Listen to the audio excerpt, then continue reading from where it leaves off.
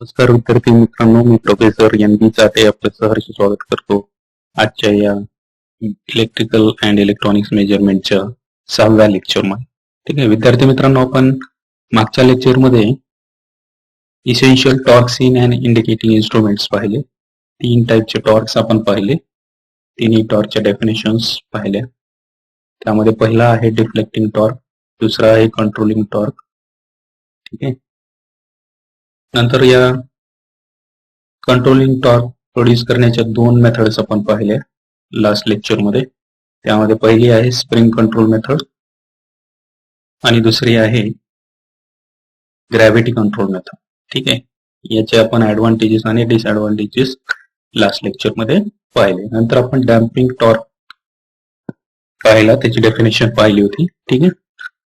Damping torque म्हणजे काय की the moving system is acted upon by deflecting and controlling torque alone, then the pointer due to inertia will oscillate about its final deflected position for quite some time before coming to rest.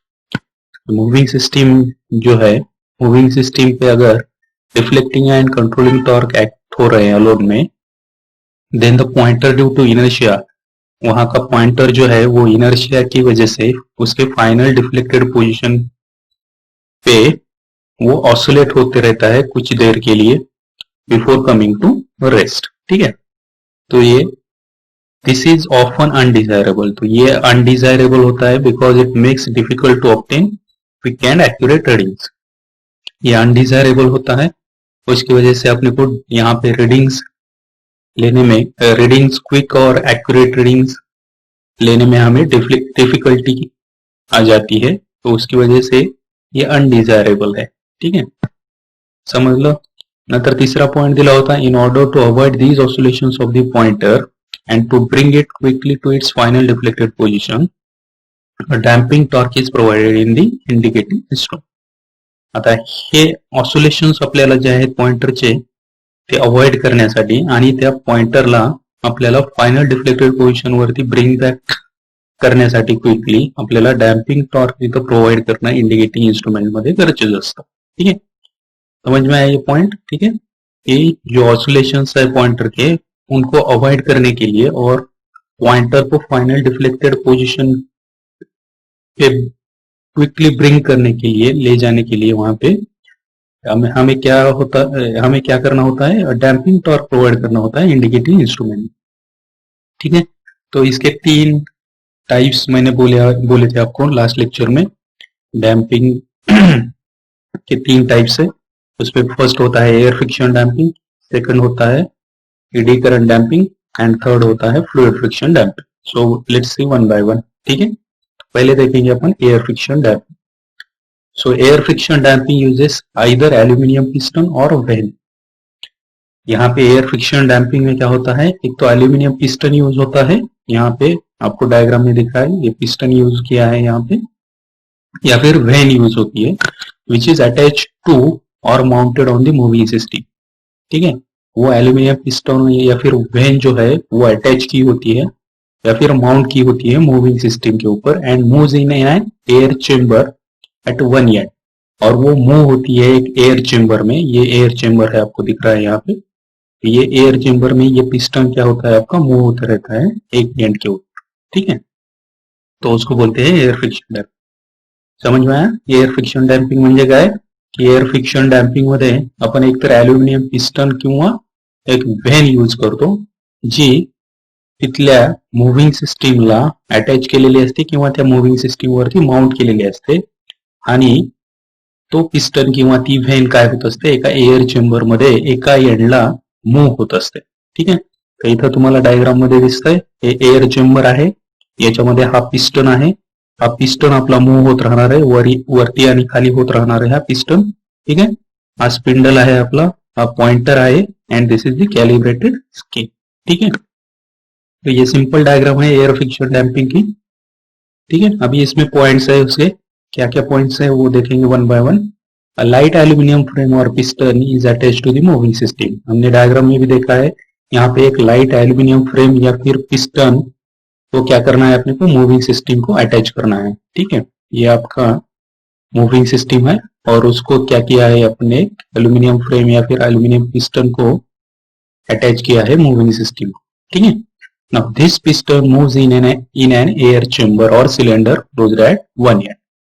अभी ये piston क्या होगा आपका air chamber में move होगा, जो कि air chamber आपका एक एंड को क्लोज किया हुआ होता है, ठीक है।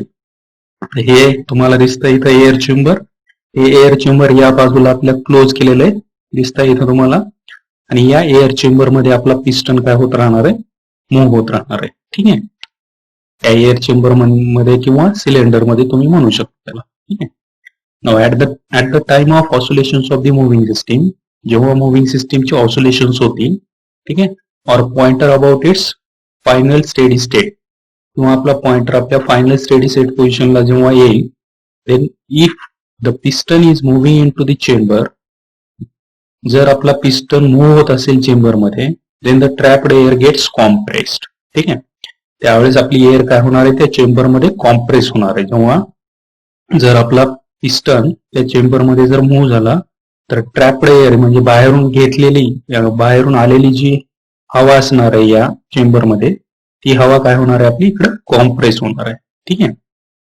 And the pressure opposes the motion of the piston, त्यामुळं जे प्रेशर आहे ते अपोज करणार आहे तिथल्या पिस्टनच्या मोशनला, ठीक आहे। प्रेशर काय करणार आहे, तिथल्या पिस्टनच्या मोशनला अपोज करणार आहे, and therefore the moving system or pointer, म्हणजेच ते प्रेशर इथल्या मूव्हिंग सिस्टमला अपोज करणार आहे किंवा पॉइंटरला अपोज करणार आहे, ठीक है। तो ये सेकंड पॉइंट का मीनिंग है, ठीक है।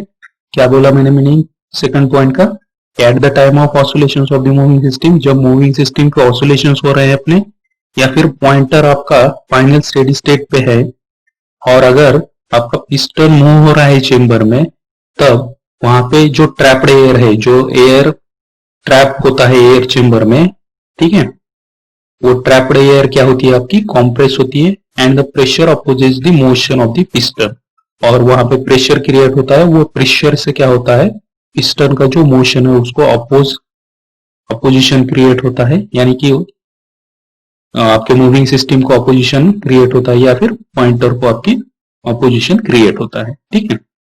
तो ये सेकंड पॉइंट है। Now third point is similarly the piston is moving out of the chamber, आपका पिस्टन अगर चेंबर के बाहर आ रहा है, सपोज बाहर यानी आपका एक एंड को जहां पे वो खुला है, वो पिस्टन यहाँ पे आ रहा है, सपोज आपका ये पिस्टन है आपका, ठीक है, ये एंड को आपका ये एयर चेंबर क्लोज किया हुआ है, ठीक है।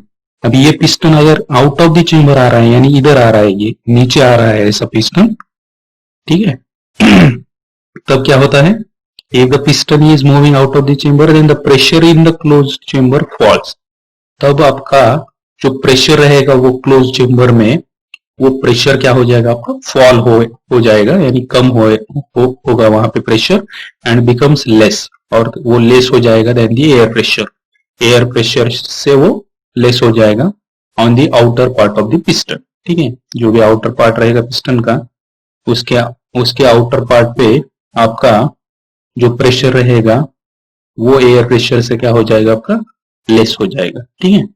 म्हणजे काय याच्या मीनिंग काय दिलाय की the piston is moving out of the chamber, जेव्हा पिस्टन आपला out of the chamber move होईल, म्हणजे हा पिस्टन जो आहे आपला, ठीक आहे, हा पिस्टन इकडे मूव्ह होईल खाली आपला पिस्टन, कारण एक या एंडला आपला एअर चेंबर क्लोज आहे आणि हा दुसरा एंड आहे आपला, तर हा piston out of the chamber जेव्हा मूव्ह होईल, म्हणजे तो खाली जेव्हा मूव्ह होईल, तेव्हा प्रेशर जे आहे त्या चेंबर मधलं, क्लोज चेंबर मधलं, ते फॉल होईल, आणि त्यामुळं, ठीक आहे, ते तिथलं प्रेशर एअर प्रेशर पेक्षा काय होणार आहे, कमी होणार आहे, जे आउटर पार्ट असणार आहे पिस्टनचा, त्याच्यावरती तिथलं प्रेशर जे आहे एअरचं, ते तिथलं प्रेशर जे आहे ते एअर प्रेशर पेक्षा आपलं कमी होणार आहे, ठीक. And last point here, motion is Dhas again oppose, त्यावेळेस सुद्धा मोशन जी आहे पिस्टनची, तिला काय होणार आहे, तिथं अपोजिशन क्रिएट होणार आहे, आणि ऑसिलेशन्स आर डॅम्प्ड, त्यावेळेस ऑसिलेशन्स आपले काय होणार आहे, डॅम्प्ड होणार आहेत, म्हणजे ऑसिलेशन्स आपले निघून जाणार आहे, डॅम्प्ड आउट होणं म्हणजे ऑसिलेशन्स निघून जाणं, ठीक है। तो ये एक्सप्लेनेशन के पॉइंट्स है एयर फ्रिक्शन डैम्पिंग के, बहुत ही सिंपल पॉइंट्स है, सिंपल डायग्राम है, ठीक है। नेक्स्ट टाइप का जो डैम्पिंग है वो है एडी करंट डैम्पिंग। ठीक है, अभी इसमें देखेंगे क्या पॉइंट्स दिए हैं। AD current damping uses a conducting material. ठीक है, एडी करंट डैम्पिंग में कंडक्टिंग मटेरियल यूज किया होता है विच moves in a magnetic field. अभी वो कंडक्टिंग मटेरियल अपने क्या करना है, मैग्नेटिक फील्ड में मूव करना है। ठीक है, so as to cut through the lines of force. तो वो क्या हो जाएगा, आपका मैग्नेटिक मटेरियल वहां के लाइंस ऑफ फोर्स से कट हो जाएगा एंड दे दस setting of the eddy current. तो उसकी वजह से वहां पे एडी करंट सेटअप किए जाएंगे। ठीक है, now the force always exist between the eddy current and magnetic field which is always opposite to the direction of motion. ठीक है, वहां पे एक फोर्स ऑलवेज एग्जिस्ट होता है। कहां पे एग्जिस्ट होता है वो force, between the eddy current and magnetic field में। Between the eddy current and magnetic field में एक फोर्स एग्जिस्ट होता है which is in always opposite to the direction of motion, और वो आपके जो भी डायरेक्शन ऑफ मोशन है उसके ऑलवेज अपोजिट डायरेक्शन में होता है। ठीक आहे, समजलं। एडी करंट डॅम्पिंग मध्ये आपल्याला एक कंडक्टिंग मटेरियल यूज करायचंय आणि ते कंडक्टिंग मटेरियल आपल्याला एका मॅग्नेटिक फील्ड मध्ये मूव्ह करायचंय, जेणेकरून तिथल्या लाईन्स ऑफ फोर्स त्या कंडक्टिंग मटेरियल काय करतील, कट करतील आणि त्यामुळे तिथं आपला एडी करंट सेटअप केला जाईल। हा जो एडी करंट सेटअप केला जाईल, नंतर force is always exist between the eddy current and magnetic field. तिथल्या एडी करंट आणि मॅग्नेटिक फील्ड मध्ये तिथे फोर्स ऑलवेज एक्झिस्ट असणार आहे आणि त्या फोर्सची डायरेक्शन ही डायरेक्शन ऑफ मोशनच्या एक्झॅक्टली अपोजिट असणार आहे and this is most efficient type of the damping आणि सगळ्यात ही इफिशियंट टाइपची डॅम्पिंग आहे and is largely used in a permanent magnet moving coil instrument. आणि ही लार्जली युज्ड होणारी डॅम्पिंग आहे permanent magnet moving coil instrument मध्ये। पीएमएमसी टाइपचे इन्स्ट्रुमेंट आहे जे आपण सेकंड चॅप्टर मध्ये इन डिटेल मध्ये पीएमएमसी आणि एमआय इन्स्ट्रुमेंट पाहणार आहे, त्यावेळेस आपण इन डिटेल मध्ये ते पाहू। ठीक आहे, इथे एक डायग्राम दिसते तुम्हाला। ठीक आहे, इथे एक पॉइंटर दिसतोय, नंतर इथे स्पिंडल आहे। Now this is the damping magnet use केलेलं इथं। ही आहे आपली डॅम्पिंग डिस्क, म्हणजे ही आपली डॅम्पिंग डिस्क जी असणार आहे ती कंडक्टिंग मटेरियल असणार आहे इथं। And here the magnetic field produced by the damping magnet. Magnetic field म्हणजेच आपले मॅग्नेटिक लाइन्स ऑफ फोर्स काय करणार आहे, तिथल्या या डॅम्पिंग डिस्कला कट करणार आहे, त्यामुळे तिथं काय होणार आहे, आपला एडी करंट सेटअप होणार। आणि त्यांनी नेक्स्ट पॉइंट काय सांगितलं की एडी करंट आणि मॅग्नेटिक फील्ड मध्ये एक ऑलवेज फोर्स एक्झिस्ट असणार आहे आणि त्या फोर्सची डायरेक्शन ही फोर्स हा तिथला डायरेक्शन ऑफ मोशनच्या ऑपोजिट डायरेक्शन मध्ये असणार। ठीक आहे, आणि ही सगळ्यात मोस्ट इफिशियंट डॅम्पिंग आहे आणि ही लार्जली यूज होणारी आहे डॅम्पिंग कुठं, permanent magnet moving coil instrument मध्ये। ठीक आहे, ही सेकंड टाइपची डॅम्पिंग आहे। त्याचं कन्स्ट्रक्शन आणि वर्किंग इथं आपण दिलेलं आहे ते पाहू। Here first point is that an aluminium frame और damping disc is mounted on a spindle.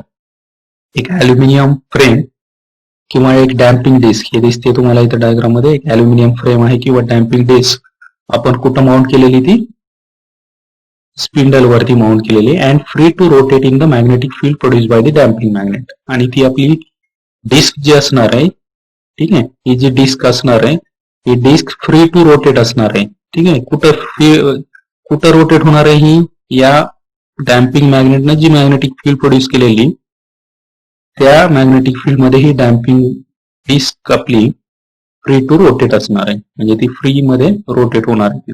ठीक आहे, free to rotate in the magnetic field provided by the damping magnets. ठीक है, समझ में आइए। फर्स्ट पॉइंट क्या दिया है यहाँ पे, एन एल्यूमिनियम फ्रेम और damping disc is mounted on the spindle. वहां पे क्या किया है, एक डैम्पिंग डिस्क या एल्यूमिनियम फ्रेम आपका स्पिंडल पे माउंट किया है और वो फ्री टू रोटेट है in the magnetic field provided by the damping magnets. Damping magnets ने जो मैग्नेटिक फील्ड प्रोवाइड की है उसमें वो डैम्पिंग डिस्क क्या होते रहता है, आपका रोटेट होता रहता है, फ्री रोटेट होते रहता है। ठीक है, ये फर्स्ट पॉइंट है। सेकंड पॉइंट दिया है, since damping disc is rotating with the spindle, आपका डैम्पिंग डिस्क क्या हो रहा है, स्पिंडल के साथ रोटेट हो रहा है, then EMF is induced in the disc according to Faraday's laws of electromagnetic induction. ठीक है, आपके डैम्पिंग डिस्क रोटेट हो रहा है स्पिंडल के साथ, तो उसकी वजह से ईएमएफ इंड्यूस होता है आपके डिस्क में according to Faraday's laws of electromagnetic induction. Faraday's का लॉ स्टेट क्या करता है कि if The magnetic lines of force, if a conductor placed in a magnetic lines of force, then these magnetic lines of force cuts the conductor so that an EMF is induced in the that conductor. ठीक है, ये Faraday's law है अपना. ठीक है, ये magnetic field में अगर हम करंट कैरिंग कंडक्टर प्लेस करते हैं तो वो कंडक्टर क्या करता है, आपके मैग्नेटिक लाइंस ऑफ फोर्स को कट करता है, तब वो कंडक्टर में आपका ईएमएफ इंड्यूस होता है. ठीक है, ये स्टेटमेंट है फैराडेज लॉ का. और उस हिसाब से यहाँ पे आपको दिख रहा है कि डैम्पिंग डिस्क आपका रोटेट हो रहा है. ठीक है, और यहाँ पे मैग्नेटिक फील्ड है अपनी, तो ये डैम्पिंग डिस्क क्या करेगा, रोटेट होने की वजह से ये मैग्नेटिक फील्ड को कट करेगा, तो उसकी वजह से आपके डैम्पिंग डिस्क में क्या हो जाएगा, ईएमएफ इंड्यूस होगा according to Faraday's law of electromagnetic induction. ठीक है, थर्ड पॉइंट दिया है, since the disc is close circuit, आपका डिस्क क्लोज सर्किट है, so the eddy current in the form of concentric circles will be induced in the damping disc. आपका disc एक close circuit है, उसकी वजह से एडी करंट क्या होता है आपका, एक कॉन्सेंट्रिक सर्कल्स में वहां पे फॉर्म होता है, and which will be induced in the damping disc. और वो एडी करंट कहाँ पे इंड्यूस हो रहा है, आपके डैम्पिंग डिस्क में आपका एडी करंट इंड्यूस हो रहा है. ठीक है, कौन से फॉर्म में, कॉन्सेंट्रिक सर्कल्स के फॉर्म. ठीक है, तर आपली जी डिस्क आहे ती एक क्लोज सर्किट आहे, त्यामुळं जो एडी करंट आहे आपला तो कॉन्सेंट्रिक सर्किटच्या फॉर्म मध्ये डॅम्पिंग डिस्क मध्ये इंड्यूस होणार आहे. ठीक आहे, and interaction between this AD current and magnetic field develops a force. आणि जे इंटरॅक्शन होणार आहे तिथं एडी करंट आणि तिथल्या मॅग्नेटिक फील्डचं, त्यामुळे तिथे एक फोर्स डेव्हलप होणार आहे आपला डॅम्पिंग डिस्क वरती, आणि which opposes the movement of the sheet. तो फोर्स काय करणार आहे, तिथली मुवमेंट जी आहे शीटची तिला अपोज करणार आहे, अँड दस provides a damping of the oscillations of the pointer. त्यामुळं आपल्या पॉइंटरचे ऑसिलेशन्स काय होणार आहे, तिथं डॅम्प्ड होणार आहेत, म्हणजे डॅम्प्ड आउट होणार आहे. ठीक है, समझ में आया कि यहाँ पे इंटरक्शन जो हो रहा है एडी करंट और मैग्नेटिक फील्ड का, उसकी वजह से वहां पे एक फोर्स डेवलप होता है डैम्पिंग डिस्क के ऊपर, और वो फोर्स क्या होता है, आपकी जो शीट की मूवमेंट है उसको अपोज करता है, और उसकी वजह से जो ऑसिलेशंस है आपके पॉइंटर के वो डैम्पिंग आउट हो जाते हैं ऑसिलेशंस. ठीक है, तो ये हो गया आपका सेकंड टाइप का damping method, that is AD current damping. और लास्ट इसकी जो मेथड है डैम्पिंग की वो है फ्लूइड फ्रिक्शन डैम्पिंग. तो इसमें क्या पॉइंट दिया है देखो, in a fluid friction damping a light vein which is attached to the moving system, एक light vein है जो किसको अटैच है, मूविंग सिस्टम को अटैच है, is dipped into a pot of damping oil. वो डीप करनी है हमें एक पॉट, यानी जो एक घड़ा होता है उसमें वो डैम्पिंग ऑयल पुट फिल किया होता है, उसमें आपको क्या करना है, वो लाइट वेन को डीप करना होता है. ठीक है, so the fluid produces the necessary opposing force to the vein. वो फ्लूइड क्या करेगा, एक नेसेसरी फोर्स वो वेन के ऊपर प्रोड्यूस करेगा, and the when should be completely submerged in the oil. आपकी वेन क्या होनी चाहिए, पूरी तरह से आपके ऑयल में सबमर्ज की होनी चाहिए, यानी पूरा उसको डुबोया होना चाहिए वो ऑयल में वेन को. ठीक है, समझलं. फ्लुइड फ्रिक्शन कशामुळे नाव दिलेलं आहे, फ्लुइड फ्रिक्शन. सो फ्लुइड फ्रिक्शन मध्ये आपल्याला फ्लुइड यूज केलं, इथं आपण फ्लुइड म्हणून आपण इथं ऑइल यूज केलेलं आहे. ठीक आहे, त्याच्यामध्ये एक लाईट व्हेन आहे आपल्याकडं. ठीक आहे, हा स्पिंडल दिसतोय तुम्हाला, या स्पिंडलचं रोटेशन इथं दाखवलेलं आहे, ही डिस्क आहे आपली, इथं ऑइल आहे. ठीक आहे, इथं एक व्हेन दिसते तुम्हाला, ही व्हेन आहे. ठीक आहे, तर ही लाईट व्हेन कुठं अटॅच केलेली, आपली मूव्हिंग सिस्टीमला अटॅच केलेली. ठीक आहे, आणि ती डीप केलेली आपण एका पॉट मध्ये, जे भांड म्हणतो आपण त्याला, त्या भांड्यामध्ये एक डॅम्पिंग ऑइल घेतलेलं आहे आपण, आणि त्या डॅम्पिंग ऑइल मध्ये आपली लाईट व्हेन काय केलेली आपण, डीप केलेली. ठीक आहे, त्यामुळे काय होईल, the fluid produces the necessary opposing force to the vane. ठीक आहे, त्यामुळे फ्लुइड काय करणार आहे, इथं एक नेसेसरी अपोजिंग फोर्स त्या व्हेन वरती प्रोड्यूस करणार आहे. ठीक आहे, आणि the vein should be completely submerged in the oil. ती व्हेन आपली कम्प्लिटली सबमर्ज्ड केलेली पाहिजे ऑइलमध्ये, म्हणजे पूर्णपणे ती व्हेन आपली ऑइलमध्ये बुडवलेली पाहिजे. ठीक आहे. सेकंड पॉइंट दिलेला आहे, the disadvantage of this type of damping is that it can only be used in the vertical position. या फ्लुइड फ्रिक्शन डॅम्पिंगचा एक डिसएडव्हान्टेज असा आहे की it can be only used in a vertical position. फक्त आपल्याला vertical position मध्येच ही fluid friction damping use करता येते. क्लिअर आहे. या 3 टाइपच्या डैम्पिंग मेथड्स है, ये अतिशय महत्वाचे आहेत. बहुत बार ये आपके मेन एग्जाम में पूछे गए हैं. What are the methods of damping बोल के. ठीक है, एक्सप्लेन एनी वन मेथड, ऐसा क्वेश्चन आता है आपको 4 मार्क के लिए. तो ये आपके 3 मेथड्स हमने देखे. ये मेथड्स डैम्पिंग के हैं, यानी डैम्पिंग टॉर्क यहाँ पे ये 3 मेथड से आपका प्रोड्यूस होता है. ठीक है, तो 3 टाइप के टॉर्क है यहाँ पे. एक होता है आपका डिफ्लेक्टिंग टॉर्क, दूसरा है कंट्रोलिंग टॉर्क और तीसरा है आपका डैम्पिंग टॉर्क. क्लियर. इसमें कुछ डाउट है तो आप मुझे पूछ सकते हो. ठीक है. Okay, so here completes your first topic.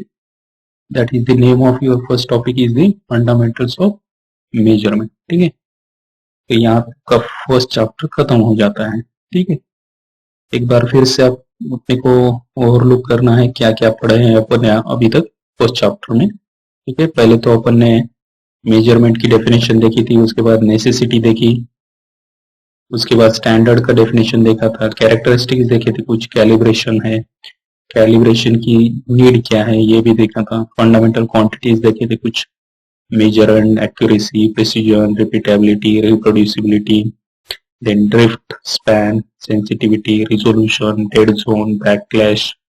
उसके बाद टाइप्स ऑफ इंस्ट्रूमेंट देखे, उसमें एब्सोल्यूट एंड सेकेंडरी इंस्ट्रूमेंट है, एनालॉग एंड डिजिटल इंस्ट्रूमेंट्स है, और थर्ड है mechanical, electrical and electronics instrument.